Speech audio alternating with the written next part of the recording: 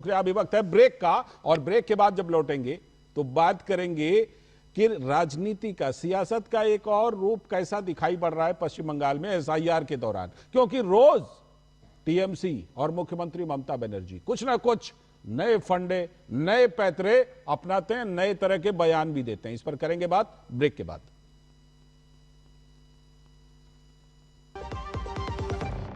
This is no ordinary sky.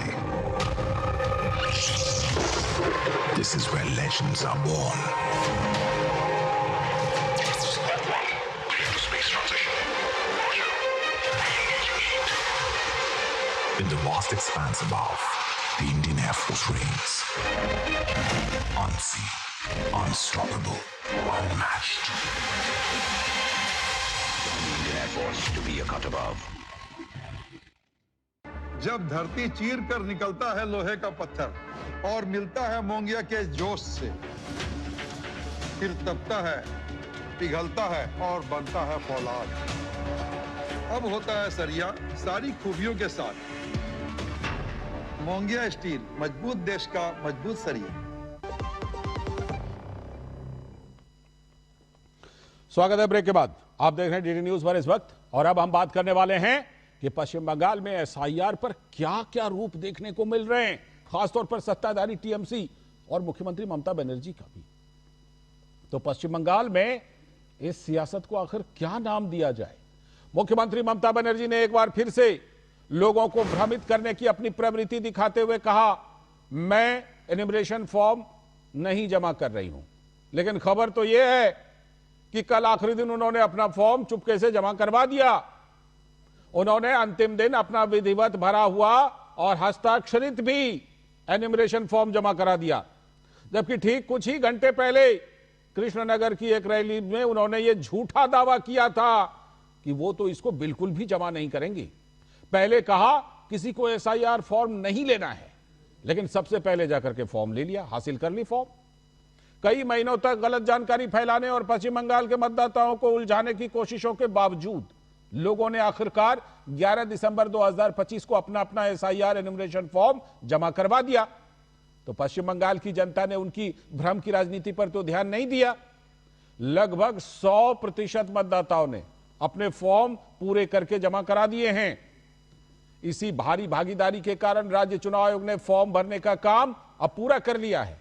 लेकिन खबर तो चौंकाने वाली यह है कि लगभग 58 लाख लोगों के नाम इस ड्राफ्ट लिस्ट से कट सकते हैं।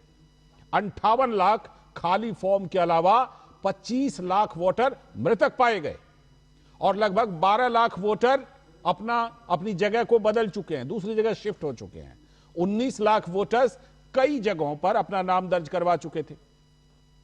2 लाख से ज्यादा फर्जी वोटर पाए गए हैं और 57,000 वोटर्स को अदर कैटेगरीज में रखा गया है।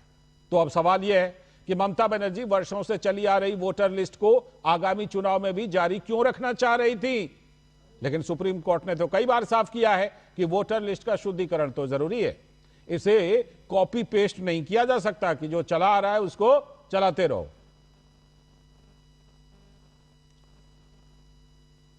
लेकिन इन सब के बीच टीएमसी और मुख्यमंत्री ममता बनर्जी की राजनीति अलग लेवल पर है। पश्चिम बंगाल की सीएम ममता बनर्जी ने कल ही कृष्णनगर की रैली में दावा किया था कि वो अपना एन्यूमरेशन फॉर्म जमा नहीं करवाएंगी। सुनिए। আমি এখনো ফর্ম ফিলআপ করিনি। কেন করিনি? 3 বার সেন্ট্রাল মিনিস্টার ছিলাম, 7 বার এমপি হয়েছি, আর আপনাদের আশীর্বাদে শুভেচ্ছায় এর মধ্যে 3 বার চিফ মিনিস্টার হয়েছি। আমাকে আজকে প্রমাণ করতে হবে আমি নাগরিক কিনা। মাথায় নাকে খোঁজ দেওয়া ভালো এর থেকে।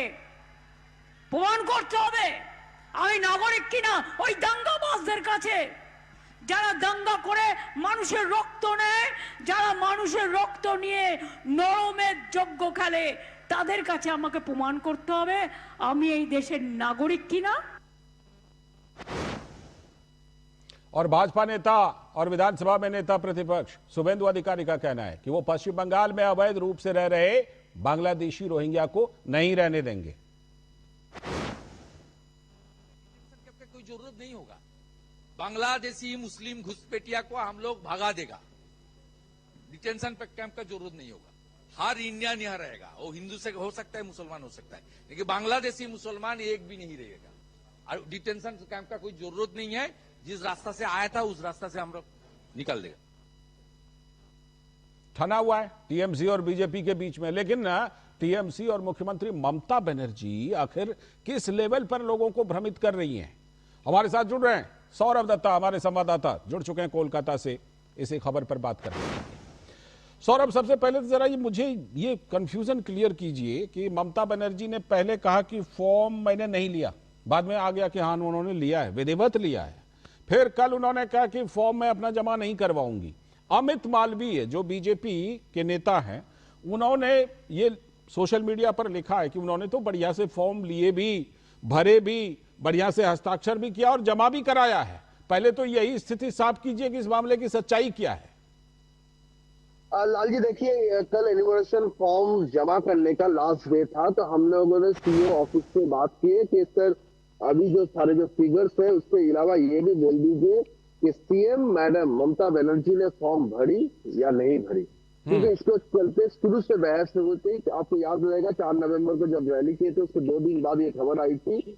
उन्हीं के जो पार्टी के जो माउथपीस है उन्होंने भी ये खबर छापा था कि सीएम ने बीएलओ के हाथ से फॉर्म लिया और 24 घंटे बाद ही सीएम का ये पोस्ट आया एक सैंडल में, और वो कहने लगी कि ये सारी मीडिया का अफवाहें है, वो नहीं वो ये सारी अफवाहें अपवाद है। तो उसके बाद उसके चलते जैसे जैसे स्थिति गई तो हम जब सीओ ऑफिस से कल बात की तो सीओ ऑफिस ने साफ तरीके से कहा कि देखिए मैं तो कुछ नहीं कहूंगा, आप डीओ से पूछ लीजिए कि आखिर मामला क्या है, या डीओ से पूछ लीजिए। आप डीओ है राज्य सरकार के कर्मचारी, सीएम कहते हैं कि निर्वाचन कमीशन आएगा चला जाएगा, रहेंगे हम। तो इस चलते सीओ ऑफिशियल जो भी है, जो अभी सामने तो नहीं आ रहे हैं पूरी बात को लेकर, लेकिन अनऑफिशियली ये बात वो भी कह रहे हैं कि जहां तक उनकी जानकारी है उन्होंने फॉर्म भरी है। ये लेकिन ये अनऑफिशियली ही है, अभी ये अनऑफिशियली है, इसका अभी तक कोई पुष्टिकरण नहीं हुआ। इसका वजह ये भी हो सकता है लाल जी, जैसे सीएम मंच में लगातार भड़कालू बयान दे रही है, जैसे महिला को आपने रसोई के सामान को सामने लेके आइए, सामने आप रहेंगे पीछे पुरुष रहेंगे, अगर एक भी नाम कटा तो हम धरना देंगे, तो आप लोग आगे आके विरोध करना, ये सारे जो बयान आ रहा है। चुनाव के ऑफिस के बाहर भी तो अभी तक मंच है, वहां भी तो विरोध प्रदर्शन हुआ चल रहा है। तो इस बात को लेके भी यहाँ के जो ऑफिशियल से थोड़ा सहमे हुए हैं, ऐसा लग रहा है कि वो खुली बात बता नहीं रहे असली माजरा क्या है। लेकिन ये बात भी सही है कि अमित मालवीय ने जो ट्वीट किया है उसके बाद लाल जी 5 घंटा बीत चुका है, लेकिन अभी तक ठीक है, अभी तक प्रशासन की तरफ से इसको रिजाइंडर भी नहीं दिया गया, ये नहीं कहा गया कि ये बात झूठ है। लाल जी बिल्कुल, यानी कि बिल्कुल ये साफ है कि अमित मालवीय अगर दावा कर रहे हैं तो कुछ ना कुछ तो उसमें सच्चाई। विनोद जी जरा उसको उजागर कीजिए, क्योंकि सबसे ज्यादा कंफ्यूजन तो यही है, बाकी जो पॉलिटिक्स चल रही है वो तो चल ही रही है। विनोद जी, सौरभ ने आपको ये क्लियर किया कि अगर अमित मालवीय का आने के बाद ये जो एक्स पे उन्होंने ये दावा किया कि ममता बनर्जी ने भर लिया है, तो ये कोई ने अभी तक सरकारी हो या पार्टी की तरफ से ये नहीं कहा है कि अमित मालवीय गलत कह रहे हैं। वो तो कोई लक्षणम। लेकिन खतरनाक ये है जो सौरभ की आपने रिपोर्ट देखी होगी कि पूरे अभी जितने दिन एसआईआर चल रहे थे और सौरभ ने जो रिपोर्ट की है जी कि ममता बनर्जी सीधे सीधे धमकी दे रही है बिल्कुल कि एक भी जो बांग्लादेशी है या एक भी जो रोहिंग्या है उसको आप यहां से बाहर नहीं कर सकते। वो जो ये महिलाओं को कह रही है कि तुम सामने में आओ, तुम अपने घर के बर्तन लेके बाहर आ जाओ, ये जो एक ट्रेंड बता रहा है कि आप एक तरह से लोगों में को गुमराह करके उसको इस पूरे एसआईआर के प्रक्रिया को आप अपने खुद शामिल है जी, क्योंकि आपको मुख्यमंत्री बनना है जी, तो आप वहां की नागरिकता बनने के लिए आपको फॉर्म भरना तो जरूरी है, के लिए तो पहले वोटर बनना पड़ेगा। तो वो आप अपनी प्रक्रिया कर रहे हैं, लेकिन आप जो है उस चीज के बदले में लोगों को गुमराह कर रहे हैं। सौरभ इस चीज को बताएगा जो ये इंपॉर्टेंट चीज ये है, सौरभ बताएगा कि कम से कम मुझे लगता है कि ये पुराने वोटर लिस्ट जो है उसके बाद 2025 से कम 1 करोड़ के आसपास इसमें वोट कटेंगे। बिल्कुल, हमने वो डेटा अपनी रिपोर्ट में दिया। सौरभ बताएगा अभी हमारे पास, अब क्योंकि समय की कमी है फिलहाल, आगे हम लोग इस पर बात करेंगे, लेकिन सौरभ जल्दी से आप डेटा दे दीजिए कि क्या लग रहा है कितने लोगों के नाम कट सकते हैं। देखिए 58 लाख का हिसाब तो आपने बता ही दिया कि उसकी संभावना है 58 लाख। वो 4 बजे तक था, वो कुछ बढ़ सकता है। 30 लाख अनमैप्ड है लाल जी, विनोद जी, 30 लाख अनमैप्ड है, इनको हियरिंग के लिए बुलाया जाएगा। 2002 से वो मैच नहीं कर रहा है ना। ये अनमैपिंग है, इनको मैप नहीं किया गया, इसमें अच्छा, हियरिंग में आएगा वो जो है। और जो प्रोजेनी वाला जो फिगर है वो काफी इंटरेस्टिंग है, काफी दिलचस्प है। उसमें 50% टोटल वोटर के प्रोजेनी है, जिन्होंने अपने 2002 में जिनका किसी का भी वोटर लिस्ट में नाम नहीं था, तो उन्होंने पिता, माता, चाचा, चाची, दादा, दादी का लिंकेज दिया है। और ऐसे ऐसे केस स्टडी है लाल जी। एक केस स्टडी बोल दूंगा, पिता का बेटे का उम्र है 75, माँ का उम्र है 65। इस पर हमने कल रिपोर्ट दिखाई भी थी। शुक्रिया सौरभ, शुक्रिया, जुड़ते रहेंगे, करेंगे बात इस पर। और बहुत बहुत शुक्रिया फिलहाल जुड़ने के लिए। विनोद जी आपका भी बहुत बहुत शुक्रिया जुड़ने के लिए। और अब हम बात करने वाले हैं कि पंजाब में जो लोकल